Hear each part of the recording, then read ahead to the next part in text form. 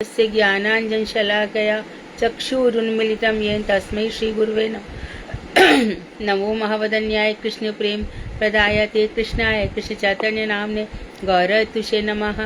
हे कृष्ण करुणा सिंधु दीनबंधो जगतपते गोपेश गोपिका कांत राधा कांत नमोस्तुते।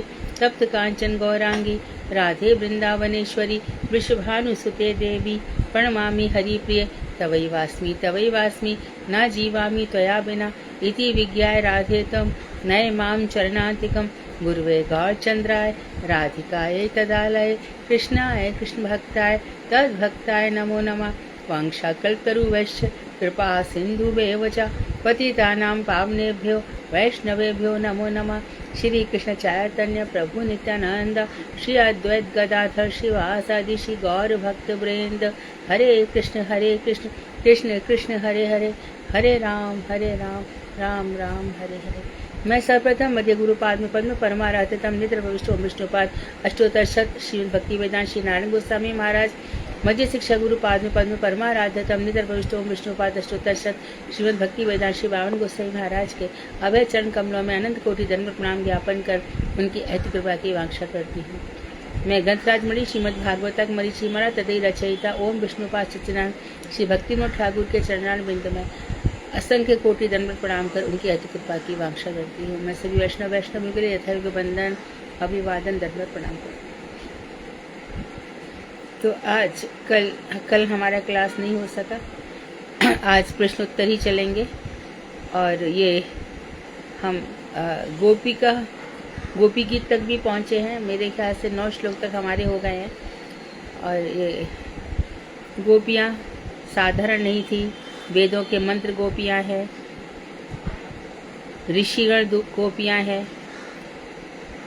जितने लोगों ने बहुत समय से भगवान से आराधना की थी वो सब गोपियाँ हैं। ये गोपियाँ साधारण नहीं है। भगवान श्री कृष्ण के साथ इनका दिव्य प्रेम है, दिव्य काम है श्री कृष्ण के साथ। दंडकारण्य क्योंकि भगवान इतने सुंदर हैं, इतने सुकुमार हैं, इतने मनोहर हैं, इतने मनोरम हैं। हम पहले भी बता चुके हैं। आवाज बंद करें माइक। दंडकारण्य बन के रेखा दीदी अपना माइक बंद करिए प्लीज। जो दंडकारण्य बन के जो ऋषि थे, जैसे उन्होंने भगवान श्री राम का सौंदर्य देखा, सौंदर्य व्यक्ति बस उनके हृदय में काम भाव जा उठा। इतने सुंदर है। संसारी काम नहीं है ये दिव्य काम है जहाँ पे भगवान के ही साथ हमारा जो प्रेम है भगवान के साथ ही होगा। तो भगवान श्री राम ने कहा कि मैं मर्यादा में हूँ, इस समय तुम गोपी बन के जन्म लो। तुम जब गोपी बन के जन्म लोगे और मैं उस समय कृष्ण रूप में आऊँगा। तो ये सब गोपी बन के जन्म लिए। इतना ही नहीं, उन्होंने कहा तुम्हारा विवाह भी होगा। बोले विवाह दूसरों से, आपसे क्यों नहीं? बोले मेरी लीला ऐसी ही होगी। उस समय गोपों के रूप में मैं ही होऊंगा। तो उस समय अधिकांश गर्गाचार्य जी के कहने से विवाह उस समय हुआ जब ब्रह्मा जी गोप बालकों का हरण करके ले गए थे और श्री कृष्ण ने सभी गोप बालकों का रूप धारण कर लिया था। और गर्गाचार्य जी आए थे, उनकी बात सब मानते थे। उन्होंने कहा ये अच्छा समय है और सभी आप इस समय विवाह कर सकते हो, तुम्हारी बेटियों का सुहाग अविचल रहेगा, इस समय विवाह करोगे, बहुत अच्छा मुहूर्त है। तो विवाह भी हुआ। उसके बाद भी श्री कृष्ण के साथ तो जो गोपियाँ हैं, ये हम जो पढ़ रहे हैं ना इस समय, इससे निरतिशय आनंद और कहीं नहीं है। इससे बड़ा प्रेम कहीं नहीं है, इससे बड़ा गीत कहीं नहीं है, किसी शास्त्र में नहीं है।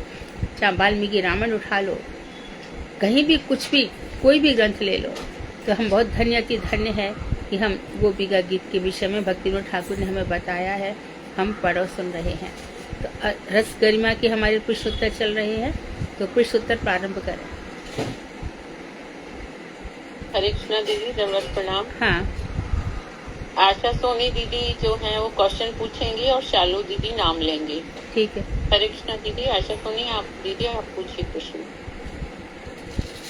हरे कृष्ण दीदी, दंडवत प्रणाम। धन्यवाद। क्लास 211 के प्रश्न नंबर 1, श्री राधा कृष्ण के चरण कमलों की रज की क्या महिमा है?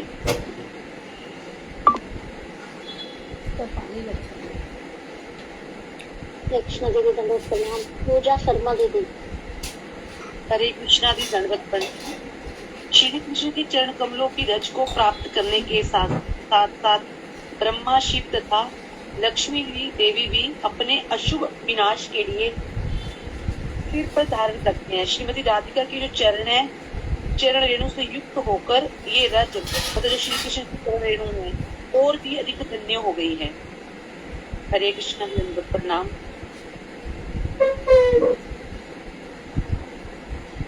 प्रश्न 2, चंद्रावली का सौभाग्य गर्भ कैसे दूर हुआ? सीमा यादव दीदी। हरे कृष्णा दीदी दंडवत प्रणाम। श्रीमती राधिका की महिमा को जानने से चंद्रावली का सौभाग्य से उत्पन्न गर्भ दूर हो गया है। हरे कृष्णा दीदी दंडवत प्रणाम। थोड़ा और इसको एक्सप्लेन कर देते, दीदी ने और भी समझाया था ना।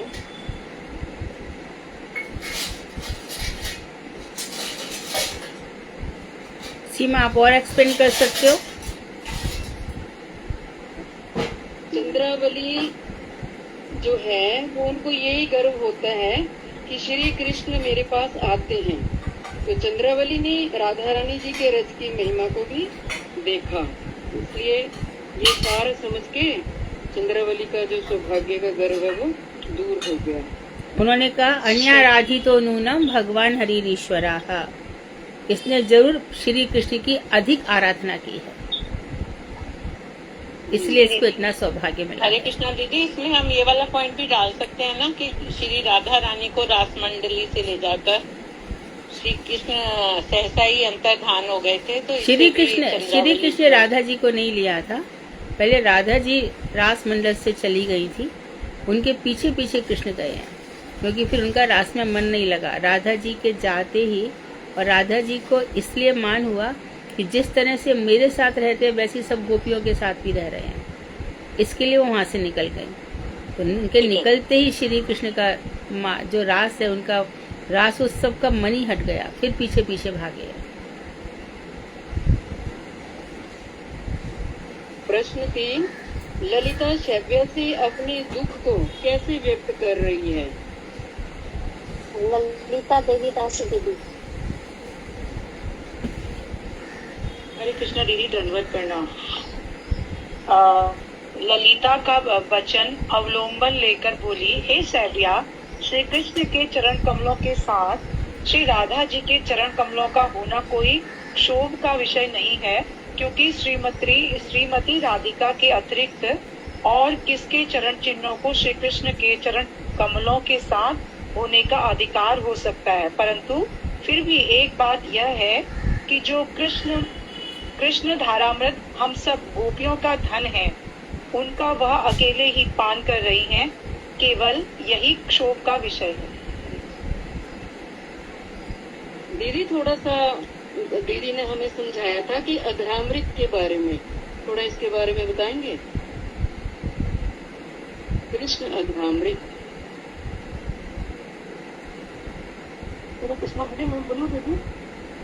दीदी जी ने बताया था कि राधा जी के हृदय में जो प्रेम भरा पड़ा है, उसका पान हमारी किशोरी जी कर रही हैं। और ये नित्य जगत में जो है ये प्रेम की सिंधु हैं, और यहाँ प्रेम की लहरें हैं, बड़ी बड़ी उताल तरंगे हैं जो प्रेम बन जाती हैं, और वहाँ प्रेम की सिंधु है, यहाँ प्रेम की लहरें हैं। ये दीदी ने हमें समझाया था। प्रश्न 4, श्री सच्चिदानंद भक्ति विनोद ठाकुर जी का वैशिष्ट क्या है? अनीता त्यागी दीदी। हरे कृष्णा दीदी, हरे कृष्णा दीदी, प्रणाम दीदी। दीदी, श्री राधिका की जो सहचर्या है दीदी, उनके नाम भक्ति विनोद ठाकुर जी ने मतलब जो दिए हैं, क्योंकि वो कमल मंत्री है, और ये और कहीं भी नहीं है, वो कहीं भी नहीं दिए हुए, इसलिए दीदी यही उनका वैशिष्ट है। दीदी जो उनकी सहचर्या है राधा जी की, उनके नाम जो दिए हैं दीदी, शैव्या और ये सब, तो दीदी किसी और ग्रंथ में नहीं है, इसलिए दीदी यही उनका वैशिष्ट है दीदी।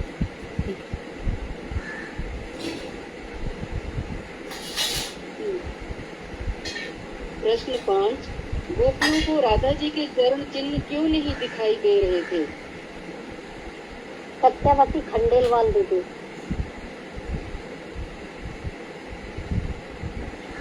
है दीदी क्लास में?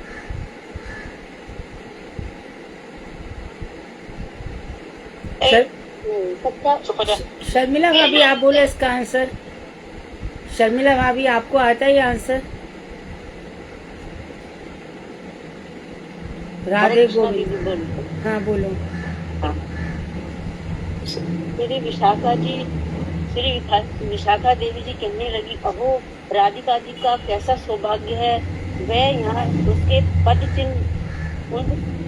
पद चिन्ह दिखाई नहीं दे रहे हैं। ऐसा लगता है कि वह अपनी प्रेयसी राधा के सुकोमल पद चलों को तरण अंकुर के द्वारा व्यतीत हुआ देखकर प्रियतम कृष्ण ने उसे अपने कंधे पर चढ़ाकर चलना प्रारंभ किया होगा।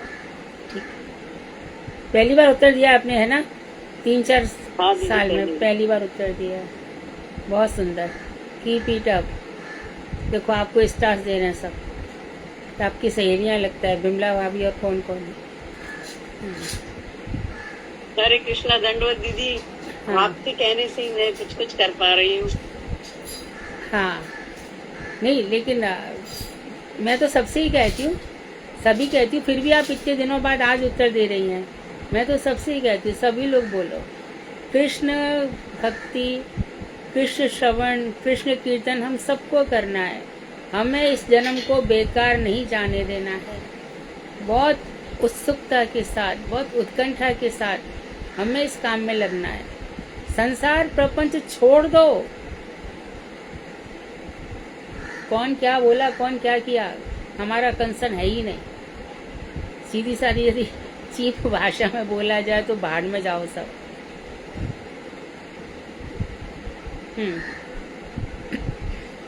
प्रश्न 6, अनंग मंजरी के आश्चर्य सूचक शब्द कौन से हैं? हिंदू आई दीदी। हरे कृष्णा, दंडवत प्रणाम सभी को। अनंग मंजरी राधा जी की छोटी बहन है। उसने जब राधा जी के चरण चिन्ह देखे, उसने कहा कि मेरी बहन जो है बहुत ही सौभाग्यशाली है। इस स्थान को देखो, यहाँ पर जो कृष्ण के चरण कमल हैं, उनका अगला हिस्सा कुछ दबा हुआ सा लग रहा है। लगता है कि भगवान कृष्ण जो है वो पंजे के बल खड़े होकर उन्होंने राधा रानी की श्रृंगार के लिए फूलों को चयन किया होगा, इसलिए उनके पंजों के जो निशान है उससे यहाँ गट्ठा बन गया है। हरे कृष्णा दीदी, दंडवत प्रणाम। प्रश्न 7, श्री रूप मंजरी में कौन कौन से भाव उदित हो रहे हैं? कृष्णा दीदी। श्री रूप मंजरी में हाँ। जब वो वहाँ पर श्रृंगार वट पर पहुंची है गोपियाँ, तब उन्होंने देखा कि यहाँ पर श्री कृष्ण ने कामिनी राधा के केश प्रसादित किए हैं, और इस कार्य को साधित करने के लिए ही श्री कृष्ण श्रीमती राधिका को निर्जन में लेकर के आए हैं। समस्त गोपियों के साथ रास मंडल में एकता देखकर राधिका का जो स्वभाव अर्थात वाम्य भाव, मानिनी भाव, शिरोमणि भाव उदित होता है, उसी को शांत करने के लिए उसके बुते हुए केशों में पुष्प चूड़ा लगाने के लिए वे इस स्थान पर बैठे होंगे। थोड़ा सा ईर्ष्या का भाव पुष्प चूड़ा, चूड़ा कहते हैं बालों को, चूड़ा में पुष्प लगाने के लिए। प्रश्न 8, श्री कृष्ण ने किशोरी जी के केश कहाँ प्रसादित किए हैं? मैं बता देती हूँ सर, श्रृंगारवट में। किशोरी जी के केस श्रृंगारवट में, यमुना जी के किनारे। और भी दीदी ने भाव बताए थे, वो भी बता दीजिए। वो नहीं मेरे याद दीदी। दीदी ने बताया था कि भगवान श्री कृष्ण राधिका का एक एक केश अद्भुत है, सुंदर है, कोमल है, और श्री कृष्ण को लगता है कि प्रिया जी का एक एक केश जो है वो मेरे लिए ही बना है, और जब मन होता है प्रिया जी के केश स्वयं संवारते रहते हैं। जब श्री कृष्ण से राधा जी के केशों में फूल जुड़ा नहीं बनता, तब मंजरियां सहायता करती हैं, तो प्रेम का प्रतिदान देती हैं राधा रानी। इसी से श्री कृष्ण प्रसन्न रहते हैं। और दीदी ने यह भी बताया था कि जो भक्त इन सेवाओं को चाहता है तो श्री कृष्ण उसे इन सेवाओं को दे देते हैं। हरे कृष्ण। भगवान का नाम हरे केश कृष्णा, भगवान दीदी, लेकिन दीदी जो आपने हरे कृष्णा दीदी जो आपने क्वेश्चन पूछा है उसका आंसर तो दीदी इतना ही है। आपने पूछा कहाँ ठीक है, कोई बात नहीं, आपने दीदी और एक्सप्लेनेशन हो गया क्वेश्चन तो नहीं पूछा। अनीता जी एक्सप्लेनेशन हो गया तो अच्छा है ना, इसीलिए तो रिवीजन हो रहा है। केशव का अर्थ है केशम वाति इति केशवाहा, जो राधा जी के केशों को सजाते हैं, केशों का प्रसाधन करते, इसलिए उनका नाम केशव है। केशम वाति इति केशवाहा, श्रृंगार परक भगवान श्री कृष्ण का यह अर्थ है। और यदि श्रृंगार परक अर्थ न लिया जाए तो का मतलब ब्रह्मा, ईश मतलब शिव, ब्रह्मा और शिव दोनों के ही जो अधिष्ठाती देव है उनको केशव कहते हैं। प्रश्न 9, राधा जी के मन में गोपियों के प्रति कौन सी व्याकुलता उदित हुई? अनुराधा खंडेलवाल दीदी। हरे कृष्णा दीदी, अभी एंट्री करिए। कौन सा क्वेश्चन है? क्यों, कहाँ थी आप, कहाँ हैं? मैं जरा बता नहीं पा रहे अभी आई थी। कौन सा है? नवा क्वेश्चन है। प्रश्न 9 है, राधा जी के मन में गोपियों के प्रति कौन सी व्याकुलता उदित हुई? अन्य समस्त गोपियां श्रीमती की काय जो है उनके साथ श्री कृष्ण के मिलन में श्रीमती जी को स्वाभाविक सुख होता है। रास के अतिरिक्त सबके साथ श्रीमती रास के अतिरिक्त सबके साथ श्री कृष्ण का मिलन संभव नहीं है। रास करने का श्री कृष्ण का मन भी है। जैसे स्वाधीन भटका का भाव प्रदर्शन करते हुए राजा गर्वित होकर बोली, हे कृष्ण मैं थक गई हूँ, चल नहीं सकती हूँ, अब तुम्हारी इच्छा हो वहीं ले चलो, अर्थात राजस्थली में ले चलो। हरे कृष्णा। आशा जी उत्तर ये सही है ना? दीदी आपने तो ये बताया था ना कि राधा जी जब श्री कृष्ण के साथ विहार किया तो ये भाव उदित हुआ कि इतनी सारी गोपियों ने मेरे अनुगत्य में भजन किया है, मैं अकेले ही रमण कर रही हूँ, इनका भी अधिकार बनता है। ऐसा राधा जी ने मन में विचार किया और यह स्वभाव इसका कृष्ण ने इसका अनुमोदन किया, कृष्ण ने इसको सपोर्ट किया। और सब गोपियां जो है वो श्री जी के शरीर से ही निकली हैं। तो राधा जी 360 नहीं, सभी गोपियां नहीं, यहाँ पे फिर से करेक्शन है, सभी गोपियां नहीं, जो राधा जी की निज गण है वो उनके काय विषय के हैं, और बाकी तो फिर स्वर्ण सीताएं हैं, दनकर्ण के ऋषि हैं, मुनिचरी, बहुत सारी गोपियां हैं, 14 प्रकार की हैं। प्रश्न 10, श्री कृष्ण राधा जी के कौन से भाव को आस्वादन करने के लिए अंतर्धान हो गए? विनीता दीदी। विनीता कहेगी दीदी।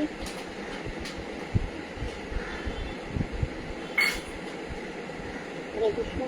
विनीता दीदी हो आप? हरे कृष्णा दीदी।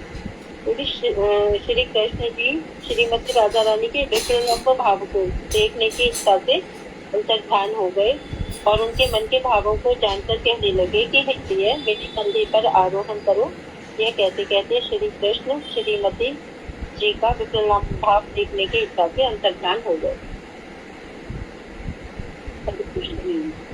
वैसे दीदी ने ये भी बताया था कि राधा जी वो विरह विदग्धा हैं, तो प्रिया जी विरह विदग्धा बन गए तो मैं वो कैसे वन में रहेंगी?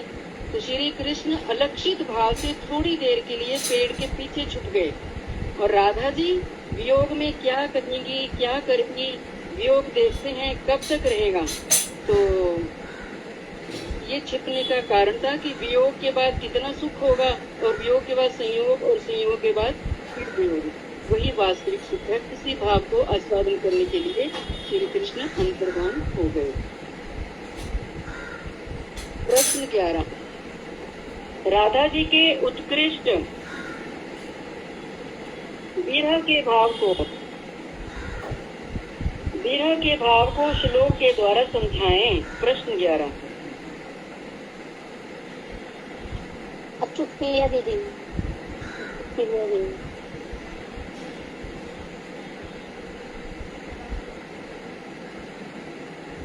जी जोर से बोलिए, जरा सुनाई नहीं दे रहा। राधा जी के उत्कृष्ट विरह के भाव को श्लोक तक समझा।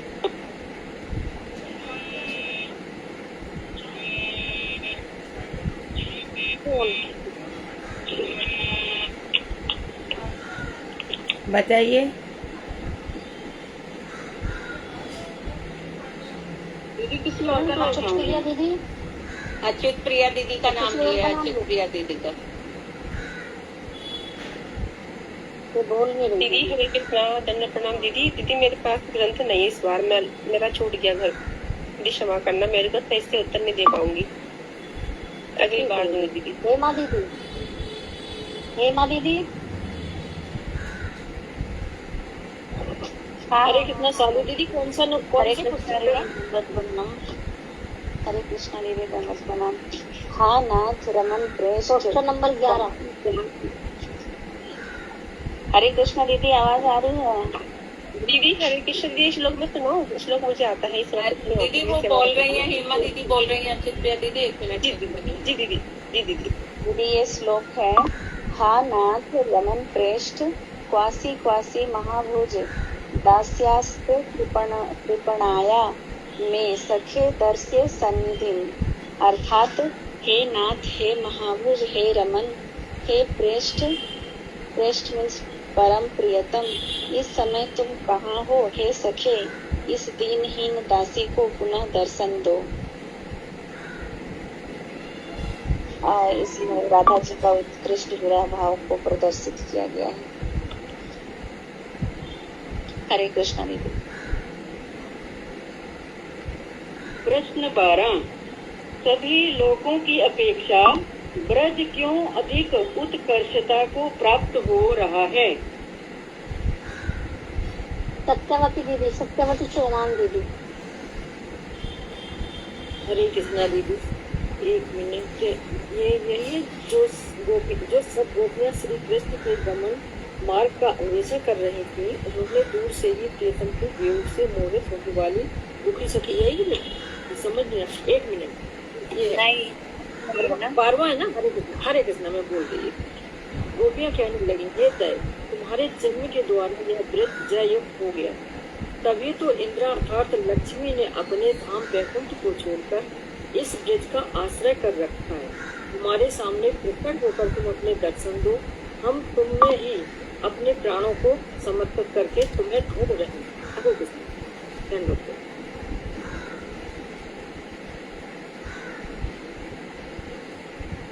जी कुछ और भी बोलना चाहेंगे दीदी? नहीं दीदी, मैं तो आपकी दीदी ने भी कुछ और विस्तार किया था। बोल दो।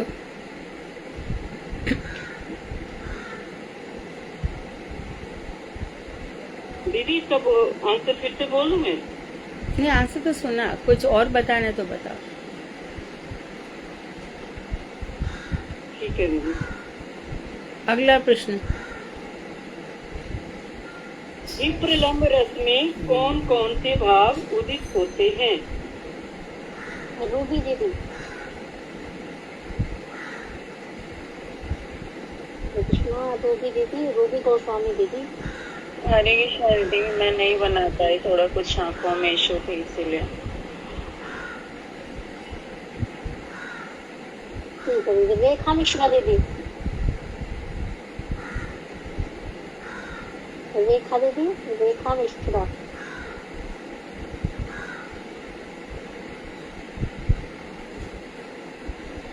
कोई और बोले? टाइम। साधना दीदी आप बता दो। मैं बताऊं दीदी, मैं साधना बताऊं दीदी, दीदी मैं बताऊं? हाँ जी दीदी, इस विप्लम भाव रस में संयोग, वियोग, रूठना, मनाना, ये सब भाव जो है वो प्रदर्शित होते हैं। दीदी इसमें और भी है। दीदी चिंता, जागरण, उद्वेग, कृष्णा, जैसे दीदी भी कथा में बताती है ना राधा रानी के भावों को, तो उन्माद, व्याधि, मोह इत्यादि, ये सब विप्रलंब के भाव हैं। दीदी एक क्लास के तो हो गए ना क्वेश्चन, अब है क्लास 212 की। पहला क्वेश्चन, हम तुम्हारी बिना मूल्य की दासी हैं। गोपियों के इस भाव को स्पष्ट करें। संगीता गोयल दीदी, संगीता दीदी।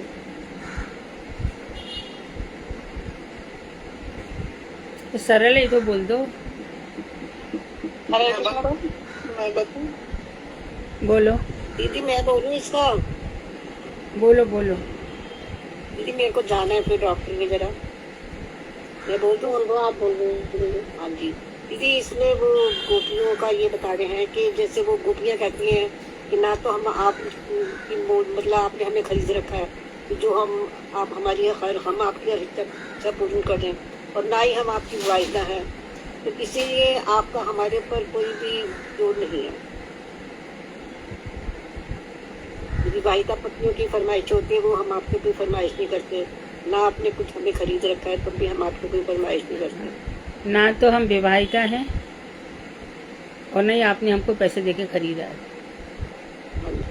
अगला प्रश्न। प्रश्न दूसरा, गोपियां श्री कृष्ण के कमल नयन की तुलना किससे कर रही हैं तथा नयन कटाक्ष से कर? पामनी दीदी, पामनी दीदी। हरे कृष्ण। गोपियां जो है उनके जो आँखों के जो है एक तुरंत नाथ है वर्द नहीं, ये तो हो गया ना। उनकी वो जो कणिका होती है ना, एक फूल की कणिका जो शरतकालीन सरोवर में सुंदर विकसित कणिका होती है, मध्य भाग में उनके वो नैनों की उससे शोभा मतलब बता रहे हैं। कमल नैन बोल रहे हैं उनकी गोपियां। तो ये बोल रहे हैं कि वो जो मध्यवर्ग की कणिका की शोभा को हरण करने वाले तुम्हारे नैन हमारा भीतर ही भीतर वध कर रहे हैं। क्या यह वध नहीं है? एक बार दर्शन देकर हमारे दासियों के प्राणों की रक्षा करो। हरे कृष्ण। प्रश्न 3, गोपियां श्री कृष्ण के कौन कौन से गुणों को याद कर रही हैं? सुनीता चौधरी। हरे कृष्ण दीदी, सुनीता चौधरी दीदी। हरे कृष्णा दीदी, दंडवत प्रणाम दीदी। मैंने आज ही ज्वाइन किया है। लग तो मुझे भी हंसी रहा था नया नाम। कोई और बोल दे। सुषमा दीदी बताओ। सुषमा दीदी। हाँ, गोपियां कह रही हैं कि कृष्ण ने कालिया नाग के द्वारा यमुना के विषैले जल से उन लोगों को बचाया, फिर सर्परूपी अघासुर से बचाया। जब इंद्र ने आंधी वर्षा और वज्र से उनके ऊपर प्रहार किया तब उनकी रक्षा की। वृषभासुर से बचाया। मैदानव का पुत्र जो व्योमासुर था उससे बचाया, बार बार रक्षा की थी। तो वो फिर प्रार्थना कर रही हैं कि हमें दर्शन न दे करके क्यों पीड़ित कर रहे हैं। प्रश्न 4, गोपियों ने ब्रज में श्री कृष्ण के विषय में कौन कौन सी कथाएं सुनी? ज्योति दीदी, ज्योति गुप्ता दीदी। कोई नहीं जवाब दे रहा है तो आगे बढ़ो। अनीता, अनीता त्यागी दीदी। हरे कृष्णा दीदी। दीदी दीदी श्री कृष्ण की दीदी कालिया दमन लीला, गोवर्धन धारण लीला, अघासुर, अरिष्टासुर, अरिष्टासुर, व्योमासुर आदि लीलाओं का दीदी कथाएं सुनी हुई थी दीदी। ये तो हो गया दीदी आंसर, ये हो गया है। इसके आगे वाला प्रश्न 4, नहीं दीदी यही कथाएं सुनी थी ना दीदी, मैंने तो यही लिखा है सही दीदी, यही लिखा है। कालिया नाग द्वारा दूषित जल को शुद्ध कर परिवार सहित। वो तो हो गया दीदी, वो तो गोपियों ने कृष्ण के कौन कौन से गुणों को याद किया, वो हो गया। हरे कृष्ण दंडवत प्रणाम। मैं बोलूं? बोलो बोलो बोलो। हरे कृष्ण दंडवत प्रणाम। गोपियों ने श्री गोपियों ने ब्रज में कृष्ण के विषय में ये सुना कि तुमने ब्रह्मा के द्वारा प्रार्थित होकर विश्व की रक्षा के लिए यादवों को धूल में तो जन्म दिया है। ऐसा पिच्च प्राप्त करने के कारण ही हमारे प्रति उदासीन हो रहे हो। जो भी हो, हमारे प्रति तुम्हारा ये जो भाव है वो उचित नहीं दिखता। हरे कृष्ण जी, अमृत प्रणाम जी। प्रश्न 5, ब्रज गोपियों ने व्योमासुर तथा अरिष्टासुर का नाम इनके वध से पहले क्यों लिया? अनीता दीदी अब बताओ, आप अनीता त्यागी दीदी। हरे कृष्णा दीदी। दीदी ब्रज गोपियों ने दीदी गर्गाचार्य जी और दीदी भागवत ऋषि थे दीदी, उनकी भविष्यवाणी सुनकर दीदी उनकी लीलाओं का की स्फूर्ति हुई दीदी उन गोपियों को, तो उन्होंने दीदी इसलिए उन्होंने मतलब ये नाम उन्होंने पहले ही वर्णन किया दीदी उनके बच्चों। हरे कृष्णा दीदी। थोड़ा सा और हम इसको एक्सप्लेन ऐसे भी कर सकते हैं। दीदी ने बताया था कि ब्रज गोपियों ने श्री कृष्ण के विरह में उनका गुणगान करते समय उनके द्वारा अरिष्टासुर एवं व्योमासुर के वध का वर्णन किया। यह उनकी स्वाभाविक सर्वज्ञता शक्ति के प्रभाव से संभव हुआ। विशेषकर श्री कृष्ण के प्रबल विरह में गोपियों के हृदय में उनकी भूत, भविष्य और वर्तमान तीनों काल की लीलाएं स्फुरित हो गई। ठीक है दीदी, यही आंसर है ना? ठीक है। श्री कर ग्रहम इस पद के गोपियां प्रश्न 6, गोपियां अपने मनोगत भावों को किस प्रकार व्यक्त कर रही हैं? शिवानी दीदी। शिवानी दीदी। हरे कृष्णा दीदी। दीदी हमको नहीं आता, जो आंसर आ रहा था मेरा नंबर ही नहीं आया दीदी, उसमें आगे नहीं आता। ठीक है, तो सीमा दीदी आप बोल दो। सीमा यादव दीदी। हरे कृष्णा दीदी, दंडवत प्रणाम। ये छठा प्रश्न है, तुम यशोदा नंदन जी तुम यशोदा नंदन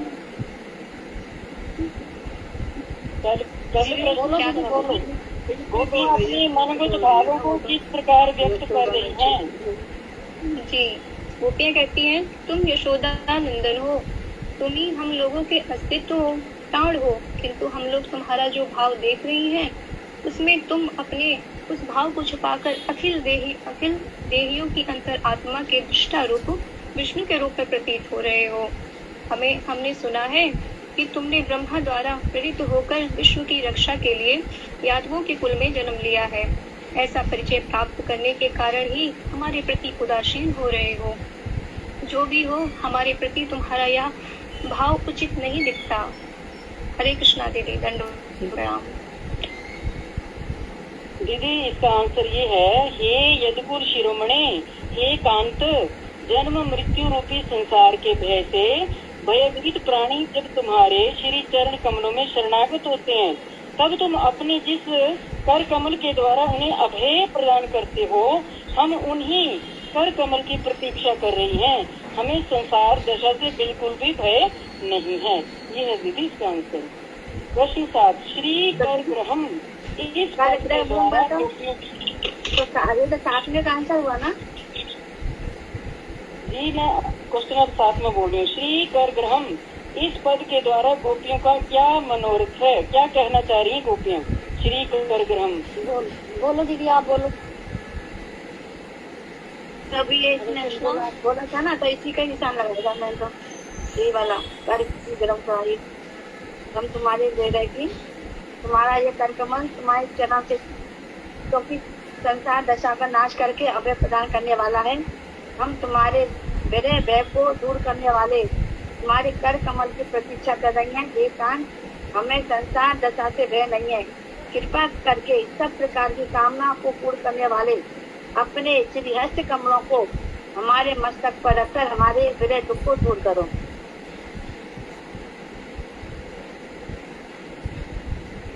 जी। प्रश्न 8, श्री कृष्ण विरह में व्यथित ब्रज गोपियाँ क्या क्या प्रार्थनाएं यानी अनुनय विनय कर रही हैं? किसकी? किसके साथ? चलो। श्री कृष्ण के लिए। बोलो। हेमा दीदी।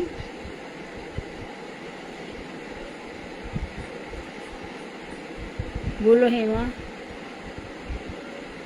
हरे कृष्णा दीदी, दंडवत प्रणाम। हे ब्रजवासियों के दुख को दूर करने वाले, तुम स्त्रियों के वीर हो। तुम्हारी मंद मुस्कान से ही तुम्हारे प्रेमी जनों के सारे मान मद को चूर्ण विचूर्ण करने वाली हैं। हे सखे, हम तो तुम्हारी नित्य किंकरी हैं, हमें अपना सुंदर मुख कमल दिखलाओ। इस प्रकार से उन्होंने विनय कर रही हैं। ठीक है। हरे कृष्ण। प्रश्न 9, सौभाग्य से उत्पन्न गर्व को दूर करने के लिए गोपियाँ श्री कृष्ण से क्या प्रार्थना कर रही हैं? आशा दीदी आप ही बता दो इसे। जी, गोपियाँ कह रही थी कि उस महान गर्व को दूर करने के लिए तुम्हें कृष्ण अंतर्धान होने की कोई आवश्यकता नहीं है। प्रीति की प्राप्ति हेतु ही मान गर्व उदित हुआ है। आप मुस्कुरा दो, हमारा मान मर्दन हो जाएगा। तुम्हारी मंद मंद मधुर मुस्कान ही तुम्हारे नीच जनों के मान को ध्वंस अर्थात नाश करने वाली है। हरे कृष्ण। अब ये दीदी तीसरी क्लास के हैं 5 क्वेश्चन। कंस की माँ पद्मावती ने रोहिणी मैया को क्या कटाक्ष भरा उलाहना दिया? साधना दीदी। कंस की माँ पद्मावती ने रोहिणी मैया को कहा कि यशोदा ने 10 साल तक कृष्ण को रखा तो उससे खूब गैयाओं को चरवाया, वह कभी जूते चप्पल पहनने के लिए भी नहीं दिए। दंडवत प्रणाम। दीदी 11 साल था ना या 10 साल था?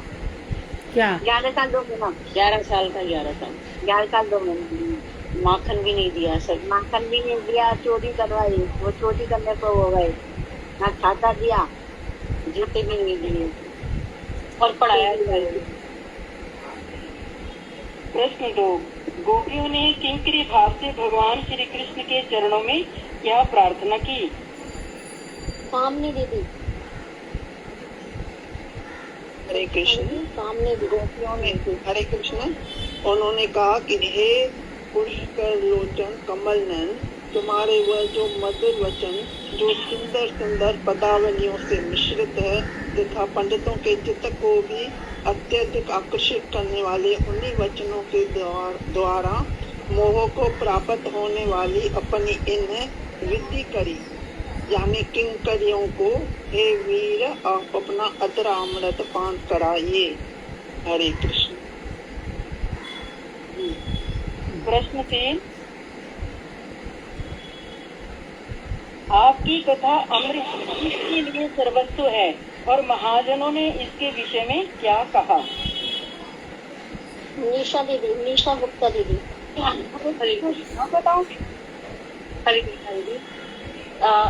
इसमें बताया कि उन्होंने बताया कि कथा रूपी अमृत ग्रह से संतप्त जनों के लिए जीवन सर्वस्व है।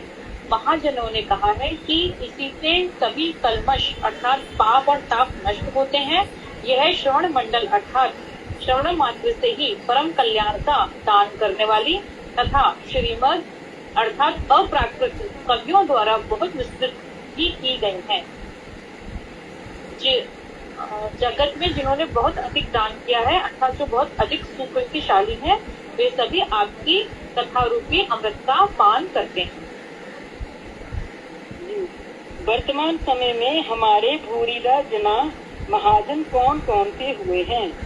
एक क्वेश्चन है गया। गोपियों ने अपने काम को शांत करने के लिए भगवान श्री कृष्ण से क्या प्रार्थना की? अनुराधा दीदी आप ही बता दो। मैं बोलूं दीदी? आप हरे कृष्णा दीदी। मैं बोलूं दीदी? आप बोल दो दीदी।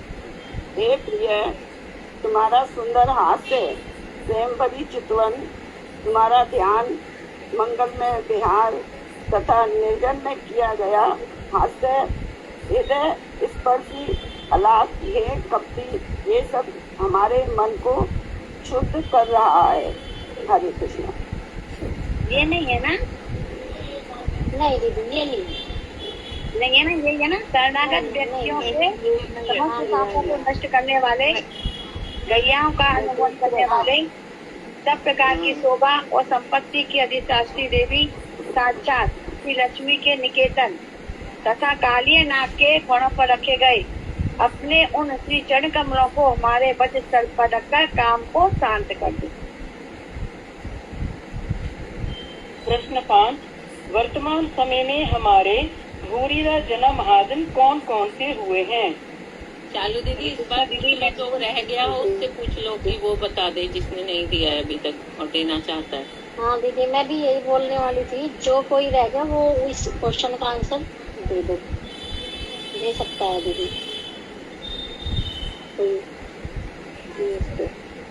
शिवानी दीदी कह रही थी, शिवानी दीदी आप दोगे? क्या कह रही थी? कि मैं दूं इससे पहले वाले क्वेश्चन का। राधे के नाम से एक है दीदी, देना है, दो जल्दी से।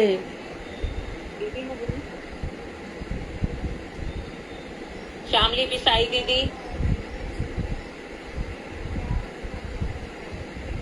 चलो कोई बात नहीं आवा सकते। चलो आगे बढ़ो, आगे बढ़ो। ये तो दीदी ने बताया था। हमारे नित्य लीला प्रवीण श्री नारायण गोस्वामी जी महाराज, श्री वामन गोस्वामी जी महाराज, त्रिविक्रम गोस्वामी जी महाराज, विज्ञान भारती गोस्वामी जी महाराज, जितने भी हमारे ये महाजन हैं, ये सब पूर्व आचार्य, श्री वल्लभ महाराज, हाँ गोस्वामी जी महाराज, श्री प्रमोद महाराज जी।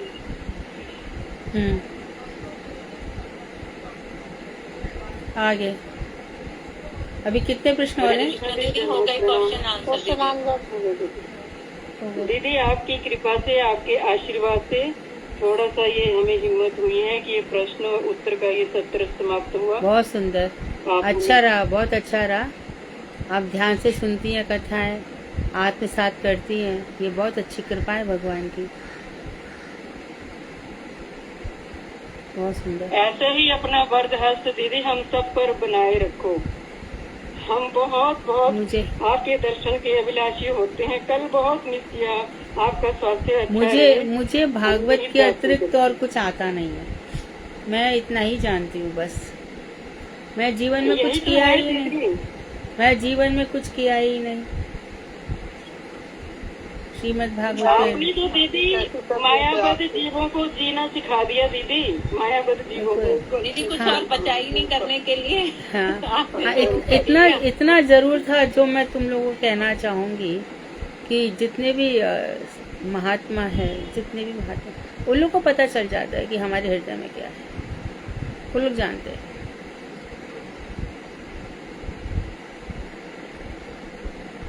इतना निश्चित समझना। आपको भी पता चल जाता है कि कोई हमारे जो श्रोता है, कोई कैसे है, कोई कैसे है। आपको ऐसा भजन कर करके थोड़ी इमेज तो आई जाती है हृदय में, लेकिन ये जरूर है, ये निश्चित है कि तो मैं इसलिए बात कह रही हूँ कि यदि हमारी भक्ति इस तरह से जाग गई ना, तो यहाँ से लेके ऊपर गोलोक धाम तक सभी लोग, सबके द्वारा स्तुति होते हुए हम गोलोक धाम तक जा सकते हैं।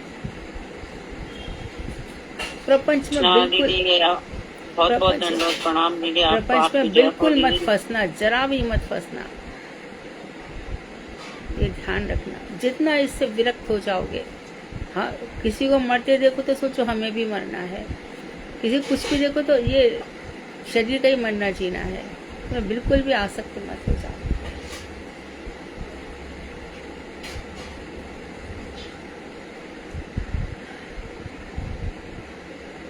दीदी आप हमारे हृदय को यूं ही प्रेम के द्वारा संक्रमित करते रहो, सबके हृदय को। ये हमारी आपके चरण कमलों में हृदय से प्रार्थना है। आप सब लोग इसी तरह से, अभी हमारा भजन रहस्य ग्रंथ प्रारंभ हो जाएगा। ये भजन रहस्य ग्रंथ सभी, हमारा ही नहीं, गुरु वैष्णवों का भी, सबका प्राण है ये ग्रंथ। जिस ग्रंथ को हम शुरू करने जा रहे हैं, भजन कैसे होता है सुबह से रात तक, सभी बातें उसके अंदर आएंगी। और भी ज्यादा, और भी उत्कृष्ट रूप से भजन जो पुस्तक पढ़ेंगे हम लोग, बहुत कुछ सीखेंगे। लेकिन अब ये क्लास 3 बजे की जगह हम 4 बजे रखेंगे, थोड़ा सा, क्योंकि थोड़ा लंबा टाइम मिल जाएगा सभी को रेस्ट के लिए। 3 बजे का टाइम ना इधर का रहता है ना उधर का।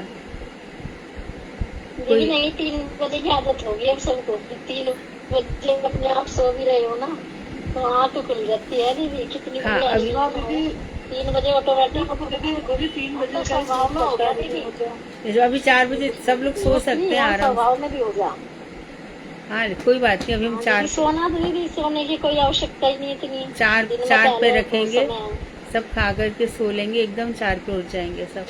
क्योंकि ये ग्रंथ सबने पढ़े, पर जो भजन रहस्य है वो तो भक्ति विनोद ठाकुर का अद्भुत ग्रंथ है, और उसमें खूब नारायण गोसाई महाराज ने खूब सारे तत्व डाले हैं। किसने पढ़ा होगा तो उसको पता होगा कि क्या क्या नहीं है उस ग्रंथ में। ठीक है, तो आज प्रश्नोत्तर समाप्त हुए। श्रीमद् भागवत। हरे कृष्णा दीदी।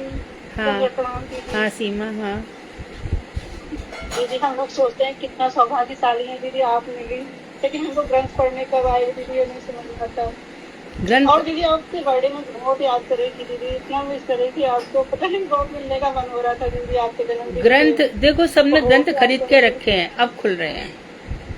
सबने खोल के रखे थे, सबने खरीद के रखे हुए हैं, ग्रंथ अब खुल रहे हैं। दीदी खोलना ही नहीं आता था, देखना ही नहीं आता था, आप खोल रहे हैं ग्रंथों को। और अब तो ऐसे होता है कि कहाँ से ये शब्द आया, कहाँ से पढ़ा, कहाँ से क्या हुआ, ऐसे सब हो रहा है।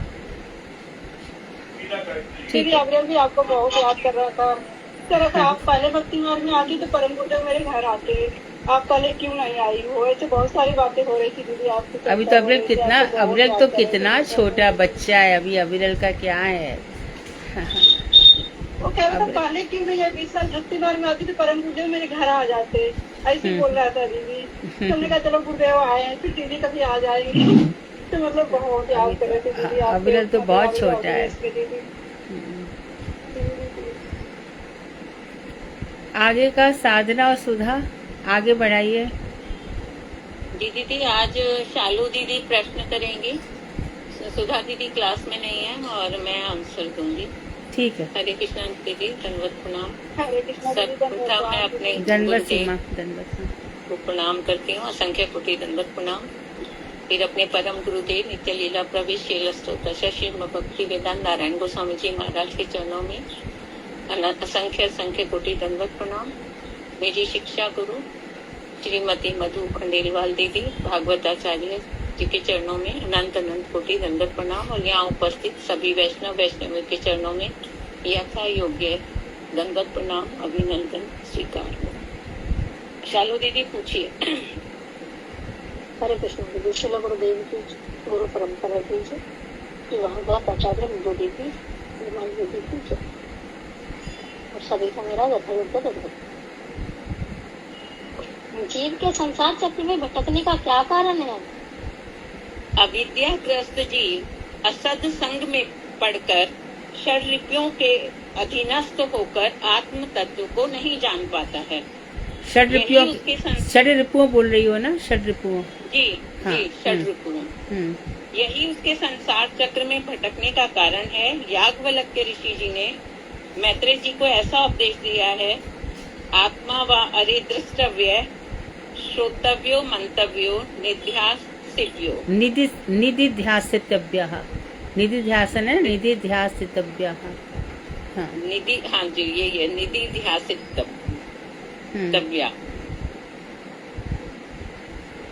हाँ, तो ये देखो, जिसने मन को स्वीकार किया ना, उसको मन के 6 शत्रु भी स्वीकार करने ही पड़ेंगे। जिसने जो मन के अधीन हो गया, तो काम, क्रोध, मद, लोभ, मोह और ईर्ष्या, ये 6 आएंगे। और मन को उठा करके एक तरफ रख दिया तो फिर अनायास ही जीत जाओगे, क्योंकि ऑलरेडी हमारे प्रारब्ध है, अनर्थ है, कितने जन्मों के पता नहीं क्या क्या है, तो ये सब मन में ही घूमते हैं। मन को एक बार अलग से रख दिया ना, आधा काम, आधा क्या पूरा ही चीज, सब कुछ ठीक हो जाता है। तो ये जो हमारे सब ऋषि हैं, मुनि हैं, हमारे आचार्यगण हैं, ये मन के अधीन नहीं होते। मन के अधीन होने से ये 6 चीजें रहेंगी। और मन की मत सुनो, फिर देखो कैसा जीवन चलता है। एक ही चीज ध्यान रखो, हमें मनस्वी बनना है, मन को जीतना है। हाँ, मन रूपी प्रबल शत्रु का विनाश कैसे संभव है, बताओ। मन रूपी प्रबल शत्रु की उपेक्षा करने से इसका प्रभाव थोड़ा कम हो जाता है, लेकिन जीव के वास्तविक, क्योंकि ये जीव के वास्तविक स्वरूप को ढक देता है, इसलिए इसका जो है इसकी उपेक्षा करना अति अनिवार्य है।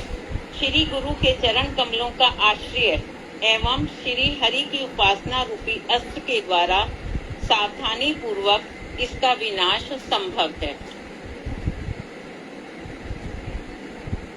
राजा रघुगण ने जड़ व्यक्ति के नित्य ज्ञान में स्वरूप को पहचान कर क्या कहा? उन्होंने कहा, आप ईश्वर से अभिन्न विग्रह हैं तथा जगत के कल्याण हेतु ही आपने ये देह धारण की है। आपके परमानंद स्वरूप के प्रभाव से मेरे सब संशय दूर हो गए हैं। इस अनित्य देह में अभिमान के कारण मेरा विवेक नष्ट हो गया था। ऐसी अवस्था में आपके अमृतमय वचनों ने मेरे लिए महा औषधि का काम किया है। जैसे बीमार व्यक्ति के लिए दवाई तथा गर्मी से तप्त के लिए सुशीतल जल अमृतमय होता है। महापुरुषों की सभा में बढ़ चढ़कर बातें बनाते हो कि मैं सबका रक्षक हूँ, लेकिन आपके ये वचन मिथ्या है, इसका क्या तात्पर्य है? क्योंकि राजा रघुगण ने दीन दुखी कहारों को बिना वेतन के बलपूर्वक पालकी ढोने में लगा रखा था और उन सब की स्थिति अत्यंत शोचनीय थी। वास्तव में वह बड़ा क्रूर और धृष्ट था, लेकिन महापुरुषों की सभा में स्वयं को प्रजा का रक्षक और उत्तम शासक दर्शाता था। इसलिए आत्म अनात्म तत्व को जानने वाले जड़ भरत जी ने उनके वचनों को मिथ्या कहा।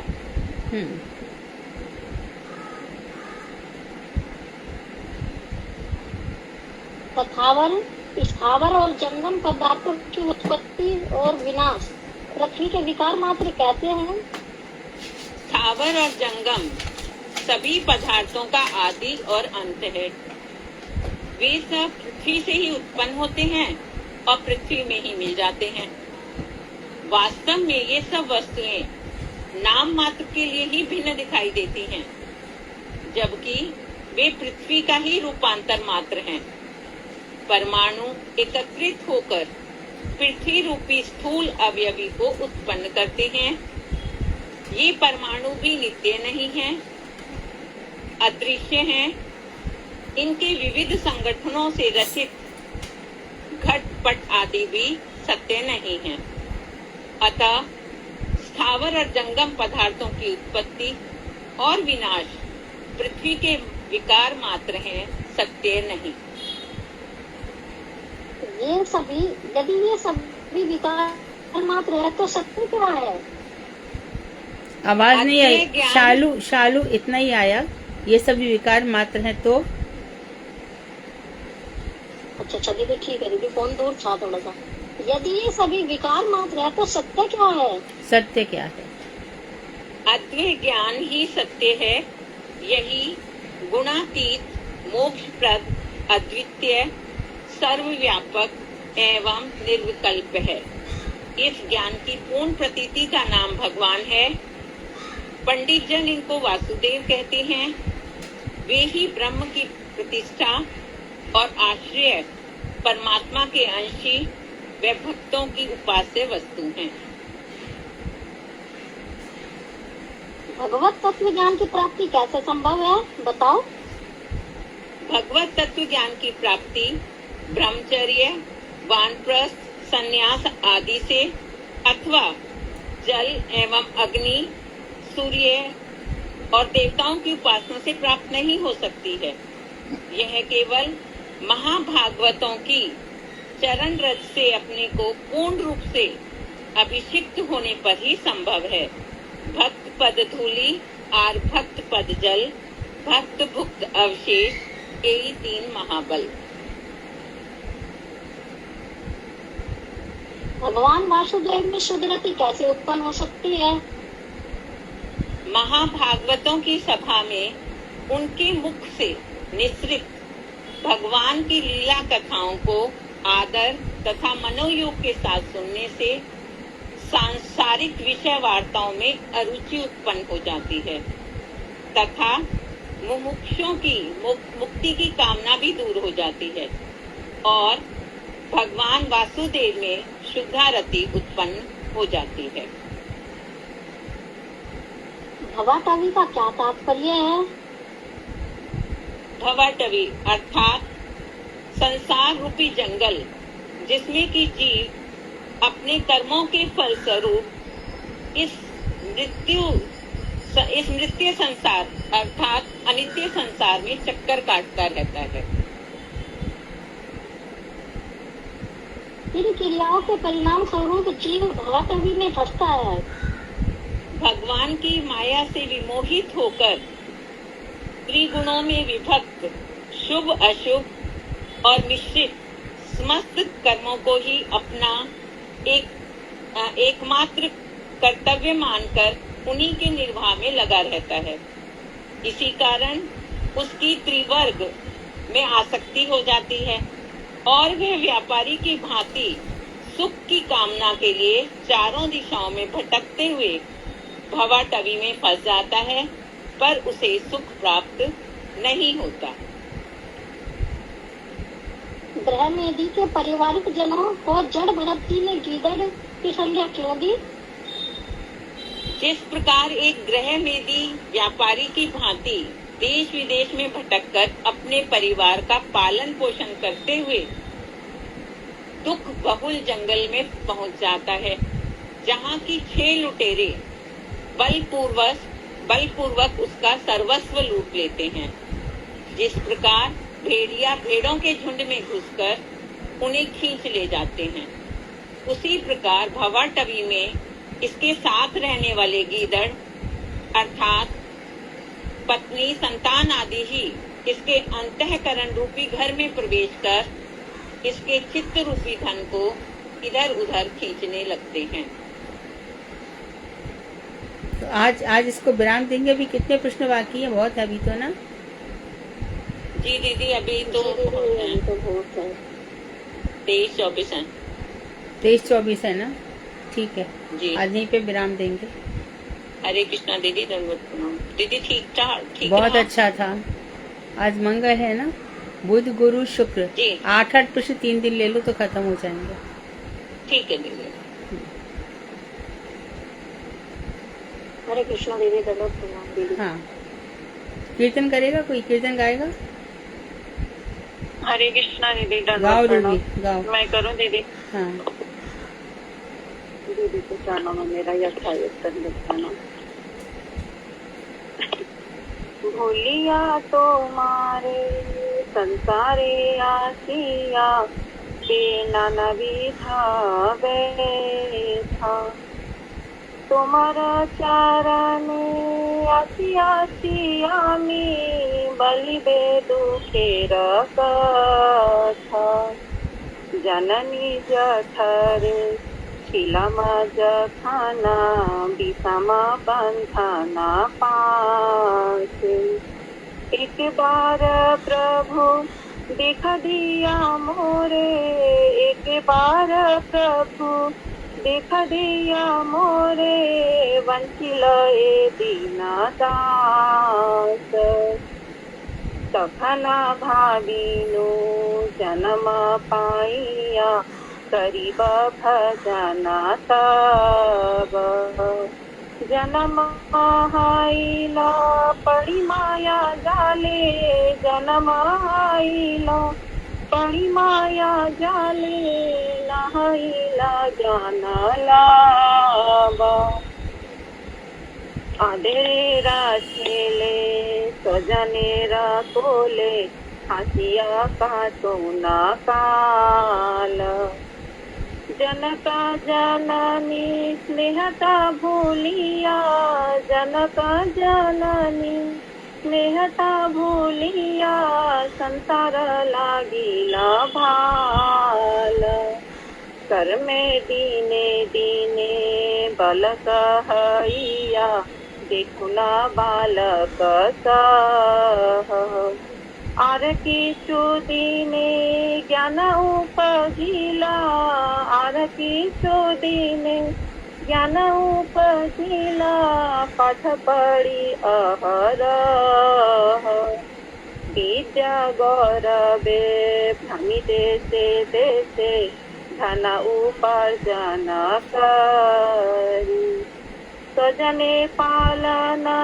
करी एक मने सजने पालन करी एक मने भूली न तो हरि व्यथय खाने भगति विनोद कांदिया कातर बाध्याए खाने भगति विनोद कांदिया कातर ना भजिया तोरे दिन बेथा गेला ना भजिया तोरे दिन बेथा गेला एखाना की हवे गती भूलिया तो मारे संसारे आसिया पेना नदी था तुम्हारा चरणी आची आमी बलिबे दुखे रखा प्रभु हे प्रभु हे प्रभु हे प्रभु हे ठाकुर भक्ति विनोद ठाकुर भक्ति विनोद भक्ति विनोद ठाकुर भक्ति विनोद। हरे कृष्ण दीदी। बहुत सुंदर, बहुत दंडवत प्रणाम। बहुत सुंदर। हरे कृष्ण। ये दीदी, ये मैं इस लायक हूँ दीदी। मैं भी यही कर रही हूँ, बच्चे पाल रही हूँ, मेहनत कर रही हूँ और कुछ नहीं कर रही। भजन ही नहीं हो रहा मेरा, बेकार हो रहा है मेरा सब। ये भजन नहीं हुआ अभी? और तुम अकेले बच्चे पाल रही हो? सभी तो पाल रहे हैं,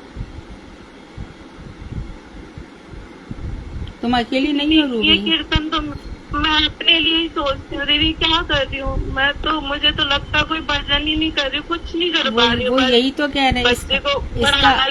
इसका अर्थ क्या है? इस पद का अर्थ क्या है कि मैं संसार में आया, माँ के मैं पढ़ा रहा, फिर मैं बड़ा हो गया, पहले मैं पढ़ता रहा, बाद में फिर मैं संसार में अपने बच्चों को पालता रहा। सभी तो ये कर रहे हैं। ये भजन सभी के लिए है, हम सब के लिए है। कभी चिंता मत करो, कभी परेशान नहीं होना है, सब तुम्हारे साथ खड़े हैं। तुम कभी भी कोई भी बात हो हमसे बिना हिचक किचक के कह सकती हो, हम सब तुम्हारे साथ खड़े हैं, तुम अकेले बिल्कुल नहीं हो। हम जानते हैं कि बिना पति के बच्चों को पालना बहुत मुश्किल है, लेकिन बहुत से घर ऐसे हैं पति किसी काम का नहीं है, निठल्ला है, स्त्री ये सब काम करती हैं। तुम बलवान हो, बलवती हो, थोड़े दिन में 4-5 साल में तुम्हारे बच्चे बड़े हो जाएंगे, वो कमाएंगे। दीदी संसारिक कोई कष्ट नहीं है दीदी, ये तो आते ही जाता रहता। बस मेरा यही है कि अपने गुरुदेव और आप जैसे महान भक्तों के चरणों में बस हमारा भजन हो, संग हो, और मैं हर चीज को अपने जीवन में उतारूं। मुझे और कुछ नहीं चाहिए दीदी। ये संसार में तो इतने सारे जन्म बिताए, उसमें भी तो हम यही कर रहे थे ना दीदी, मगर ये मनुष्य जन्म में भी हम यही कर रहे, तो इस बात का बड़ा गिलानी होता है कि हमें कुछ और करना चाहिए, हमें और भजन करना चाहिए। अभी इस आप जो इतना रस में कथा सुना रहे, जीवन में उतारना इतना आसान नहीं है, मगर हमने सुना है आपकी कथा में कि ये रस में कथा हमारी लोभ को जगाती है। तो हमारा लोभ ऐसा होना चाहिए कि हर दिन हर क्षण हम अपने गुरु वैष्णव को संग करें और उनका ध्यान करें। हो रहा है, यही तो हो रहा है, यही तो हो रहा है, होगा, निश्चित रूप से होगा। हमेशा ध्यान रखना, जिसके मन में जो भावना या कामना है वहां से पूरी होती है। कामना करके तो देखो, कुछ तो समय दो भगवान को, सब कामनाएं पूरी होंगी। सबकी होती है, तुम्हारी भी होगी। यहाँ हम सब बैठे, सबकी होगी।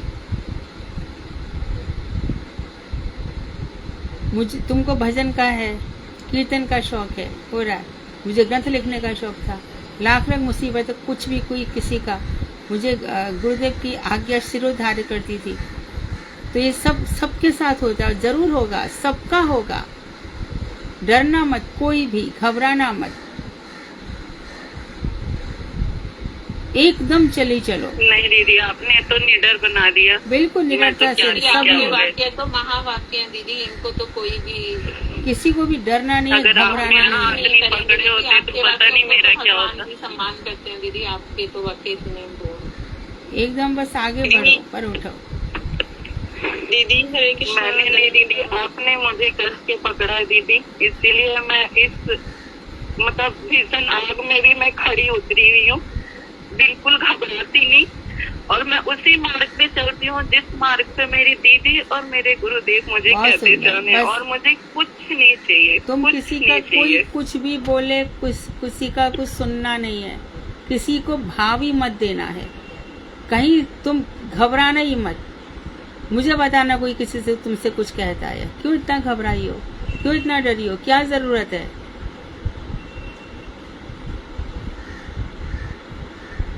यहाँ कोई किसी को सुख देने नहीं आया, सोच लेना। तुम्हें हम सबको इसी बीच में कांटों में गुलाब का खिलना है, कीचड़ से कमल को उठना है। हाँ जी। हाँ दीदी हरे कृष्णा, धनु प्रणाम। हाँ दीदी आपकी कृपा से दीदी मैं भी आज इतनी निडर हो गई हूँ ना कि मैं सिर्फ भगवान के लिए रोती हूँ, मैं संसार के लिए नहीं रोती। बिल्कुल दीदी पति के होते हुए भी पति का अनुपस्थिति, दीदी आप समझ, दीदी आपने जो भी शब्द बोले बिल्कुल दीदी सही है कि हम गुरु वैष्णव के सहारे दीदी हम ये जंग लड़ सकते हैं। हाँ, और क्या? हम जो दीदी आपने दी बहुत हिम्मत दी दीदी, मैं आज बिल्कुल नहीं रोती हूँ, मैं बिल्कुल नहीं रोती। हमारा तुम्हारा एक एक आंसू इतना मूल्यवान है जो कृष्ण के लिए गिरेगा। संसार में वो क्या सुख दे देगा? एक साड़ी, दो साड़ी, और क्या दे देगा? क्या देगा वो? 2 साड़ी देगा, 10 अपने काम करवा लेगा, चिल्लाएगा, लड़ेगा, झगड़ेगा। तुम्हें किसी चीज से लड़ने की जरूरत नहीं है। कोई काम नहीं मत रखो, निष्काम करके भजन करो। क्या करेगा वो? बिल्कुल मत घबराओ। दीदी कभी मैं सोचती हूँ आपको फोन करूँ, लेकिन दीदी आपकी बातों से इतना बल मिल जाता है ना कि हिम्मत नहीं आ जाती है ना, कि बस लगता है कि इतने हम बलवान हो गए हैं, ये भजन करना है, हमें कुछ नहीं करना है। फिर क्या? जी दीदी बस दीदी ऐसे ही सब पर दीदी अपनी कृपा बनाए रखिए दीदी। हम तो ठाकुर भी रोए, हम 10 साल के कभी नहीं रोए।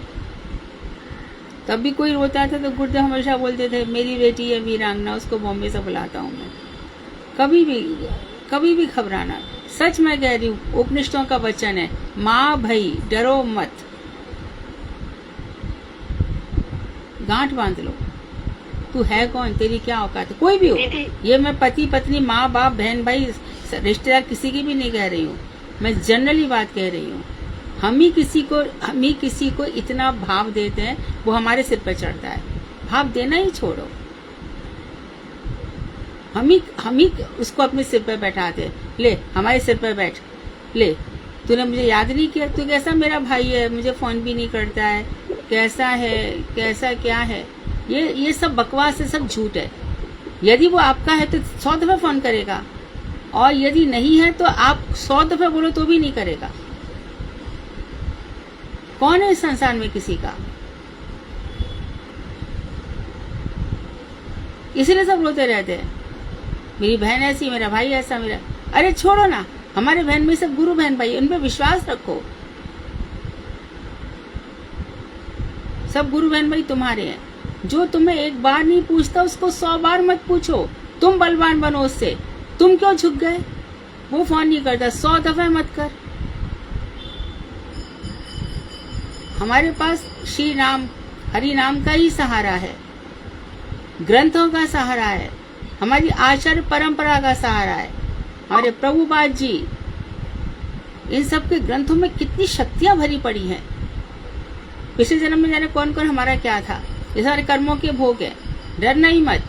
आधे तो भाभी ऐसी, अरे भाड़ में जाए भाभी कोई जरूरत नहीं किसी की। जो तुम्हें रुलाए तुम रोगे। यही तो प्रपंच है। इसलिए मजबूत बनो, साहसीवान बनो।